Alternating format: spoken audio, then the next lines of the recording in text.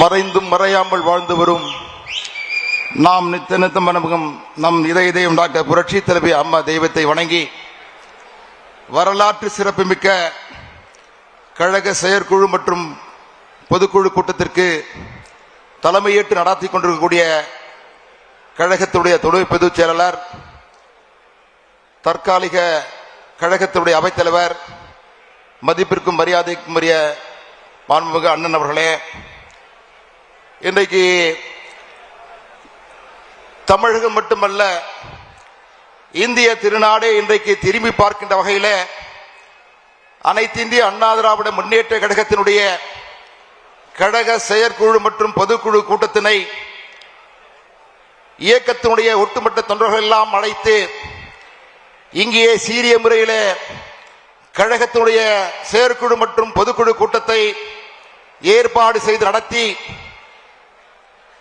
நேற்றைய தமிழகத்தினுடைய முதலமைச்சர் இன்றைய சட்டமன்றத்துடைய பிரதான எதிர்க்கட்சியுடைய தலைவர், நாளைய தமிழகத்தை ஆள இருக்கக்கூடிய ஒப்பற்ற முதலமைச்சர், கழகத்தினுடைய பொதுச் செயலாளர், நாங்கள் நித்தம் வணங்கும் மாண்புமிகு அண்ணன் எடப்பாடி அவர்களை பணிந்து வணங்குகிறேன்.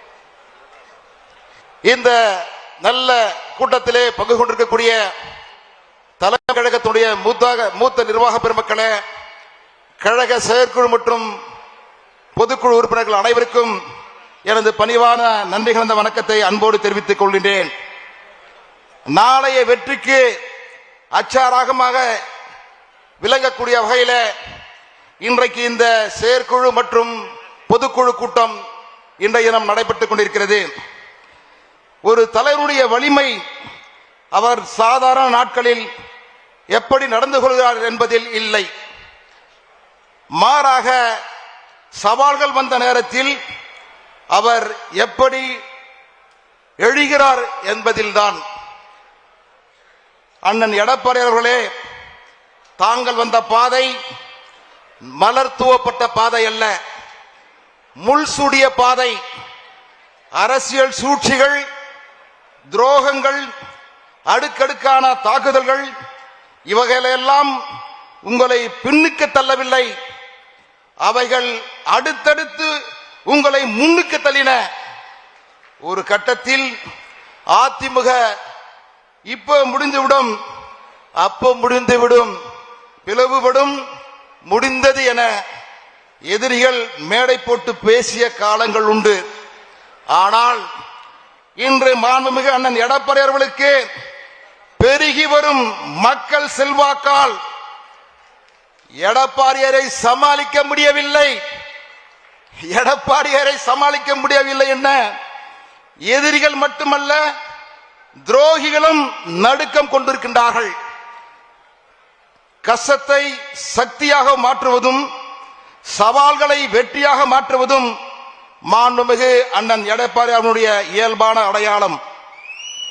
மாண்புமிகு அண்ணன் அவர்களே, இந்த இயக்கம் உங்களை நம்பியிருக்கிறது.